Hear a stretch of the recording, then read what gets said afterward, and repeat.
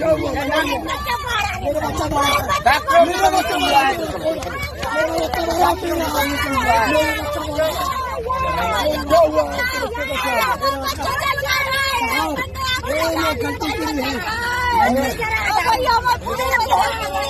भी बच्चा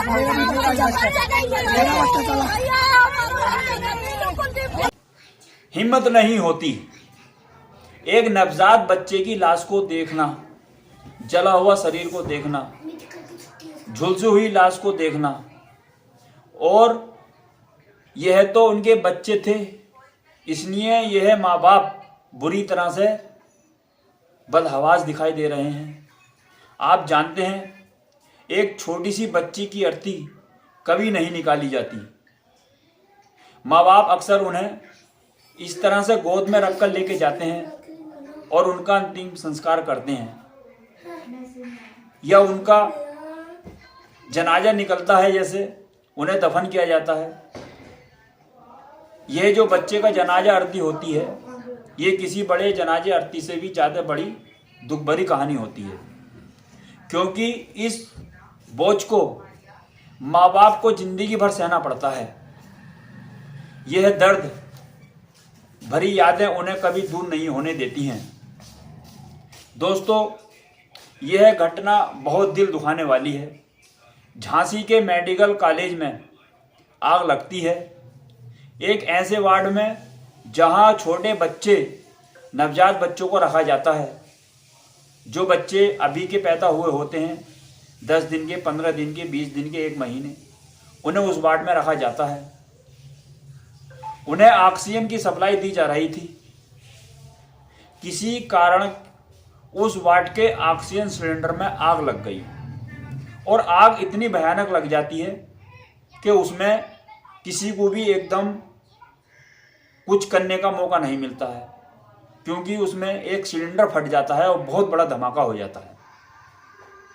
सब एकदम अफरा तफरी मच जाती है और उस वार्ड में से निकलने भागने लगते हैं, जिसमें 10-12 बच्चों की मौत हो जाती है।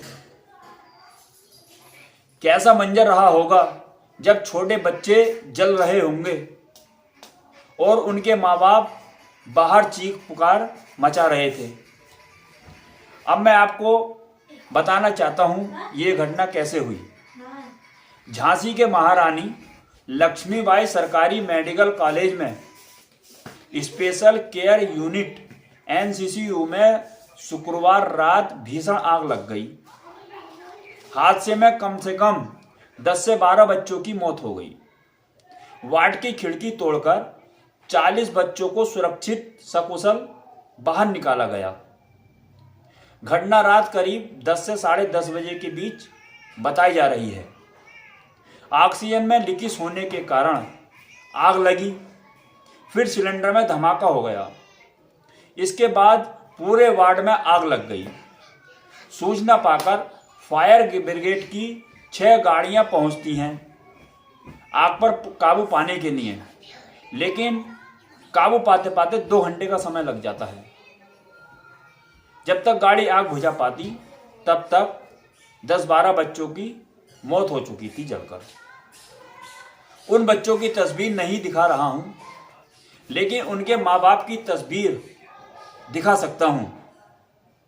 दैनिक भास्कर की रिपोर्ट ने अपनी रिपोर्ट में क्या कहा? हाय मेरा बच्चा, एक बार चेहरा तो दिखा दो, एक बार आंचल से लगा लेने दो। ये आवाज़ है उस माँ की जिसने अपना बच्चा गंवा दिया। दैनिक भास्कर क्या कहता है, मैं आपको पढ़कर सुनाता हूं। ये कहते हुए प्रसूता नीलू बेहोश हो गई। उसके पति ने उसे संभाला। ऐसा सिर्फ एक दंपत्ति के साथ नहीं हुआ।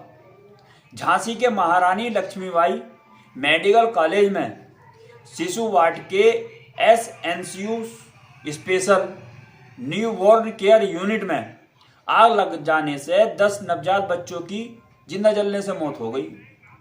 शुक्रवार रात 10:30 पर पूरे कैंपस में चीख पुकार मची जाती है।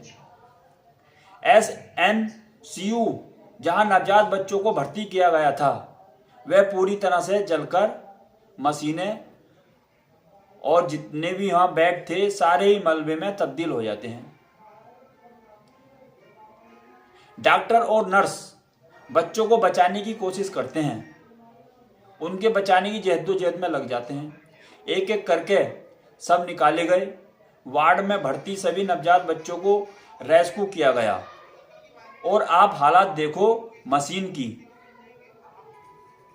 जिसमें बच्चे रखे थे। दोस्तों, मैं जिस प्रसूता की बात कर रहा हूं उनमें से एक प्रसूता की सास सड़क पर बेहोश होकर गिर जाती है। दैनिक भास्कर क्या कहता है, मैं आपको स्क्रीन पर सड़क पर बेहोश हो गई प्रसूता की सास नीलू और कुलदीप को ढांढस बांधने के बाद हम आगे बढ़ ही रहे थे कि प्रसूता की सास सड़क पर बेहोश हो गई।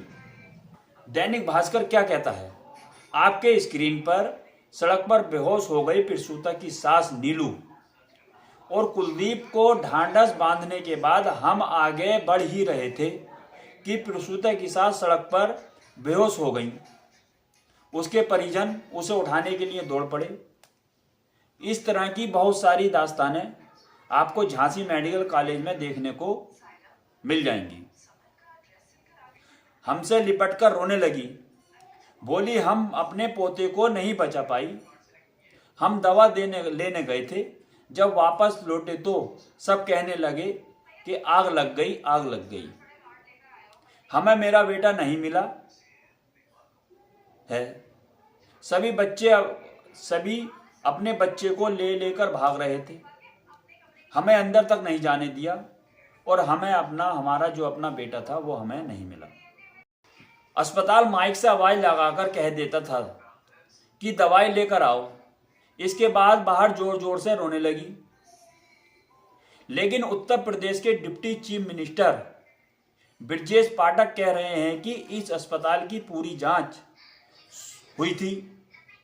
तो बड़ा सवाल यह है कि अस्पताल की पूरी जांच हुई थी तो इतना बड़ा कांड कैसे हो गया, किस तरह जांच हुई थी? आइए सुनते हैं डिप्टी सीएम साहब को। फरवरी में इसका फायर सेफ्टी ऑडिट हुआ था। इसमें फायर विभाग के साथ पूरी तरह से हम लोगों ने इसका ऑडिट किया था।